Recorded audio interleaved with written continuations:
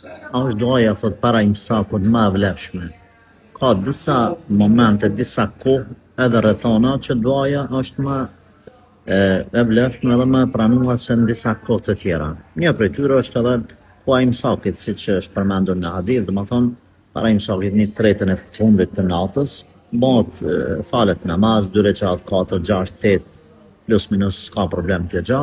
Pastaj edhe bëhet dua, qoftë në namaz, qoftë jashtë namazit, edhe kjo ka vlerën e vet. Prandaj themi po është e vlefshme, por megjithatë nuk themi që vetëm këtu është e vlefshme, mbas me kuptu besimtari se unë kam shtirë më që në pjesën e fundit natës para imsakut edhe po e lën duan.